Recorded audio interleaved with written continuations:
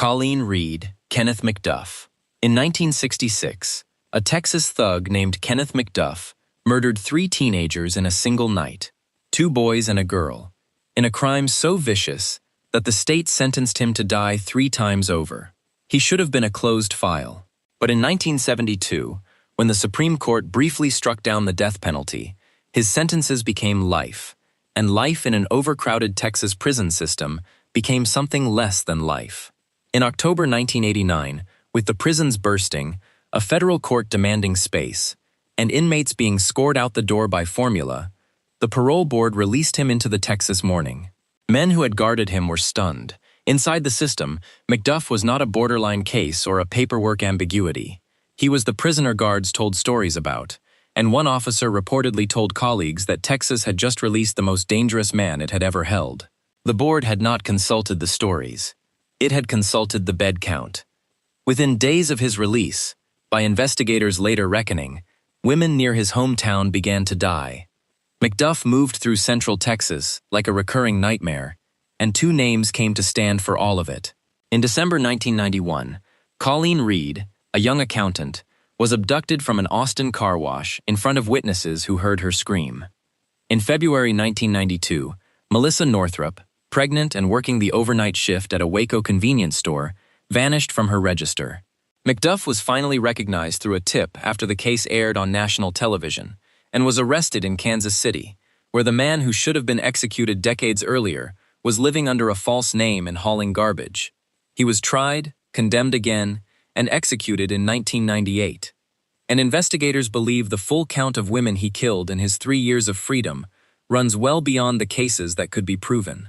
The scandal of his release forced Texas to rebuild its parole system and pour money into new prison capacity so that space would never again be the argument. And the reforms are still called the McDuff Laws. They are the rare laws named not for a victim, but for the mistake. The parole file, Arthur Shawcross. In 1972, in upstate New York, Arthur Shawcross killed 2 children.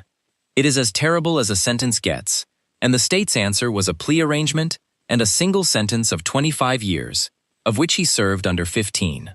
When he was paroled in 1987, every community that learned his name forced him out, town after town, until parole officials finally settled him quietly in Rochester, and, in the decision that would damn 11 more people, kept his history effectively invisible to those around him, his file too explosive to share. Within a year, women began disappearing from Rochester's streets, most of them poor, many of them working in the sex trade, the same profile of victim whose absence a city notices slowly. The bodies of strangled women began surfacing in the gorges and creeks outside the city, one after another through 1988 and 1989. The police hunting the killer had no idea a man who had murdered children was living among them on parole, because the system that knew had buried the knowledge. Shawcross killed at least 11 women between 1988 and 1990, and he was caught only when the investigation borrowed an idea from FBI profilers, who predicted this killer would revisit his victims. A police helicopter searching near a creek where a missing woman lay spotted a car parked on the bridge above, its driver calmly eating his lunch. He had returned to the body. The license plate led to a heavy-set parolee, whose file, once finally opened, explained everything, and under questioning, Shawcross confessed in the same flat, unbothered voice his neighbors knew from the street. Shawcross received 250 years and died in prison, and the Rochester case remains the standard cautionary tale in American parole training. The file that was too dangerous to open until it was too late for 11 women. The prison poet Jack Unterweger. In 1974, Jack Unterweger murdered an 18-year-old woman in Austria and went to prison for life. There, he transformed.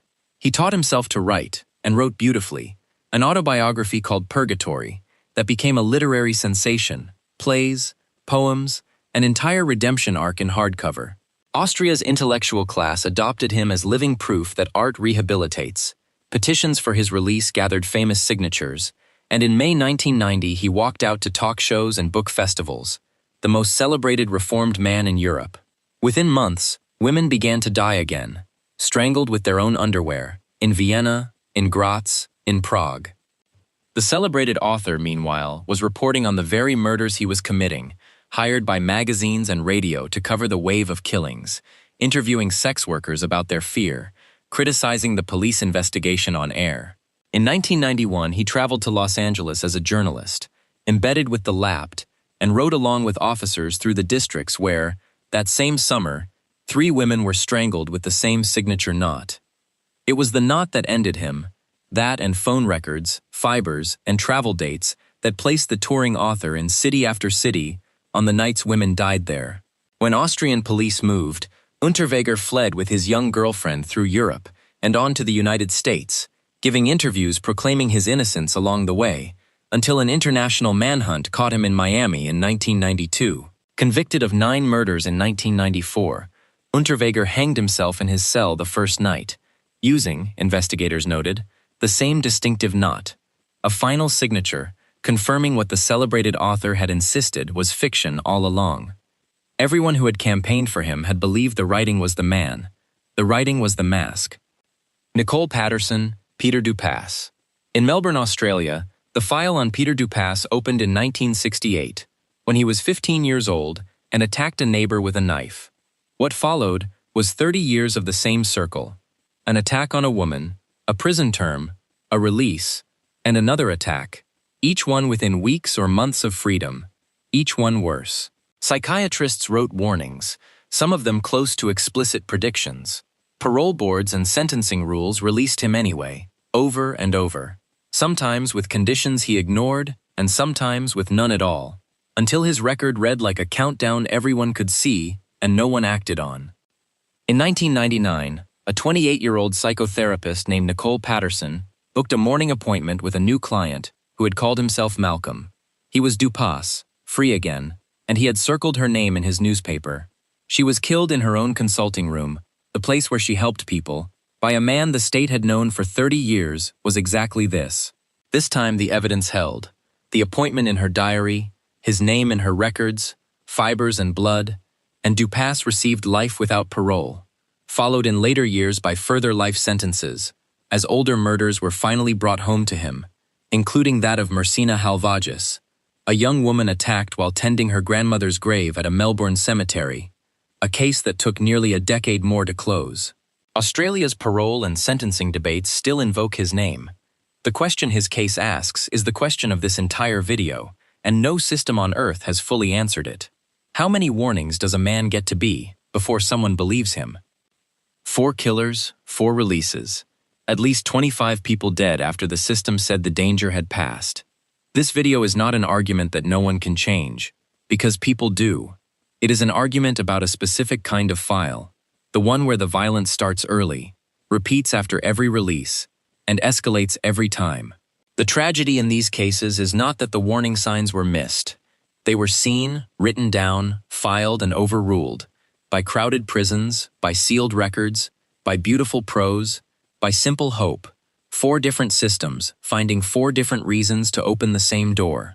Every victim in this video died of a paperwork decision, and the men who killed them all understood something the boards did not.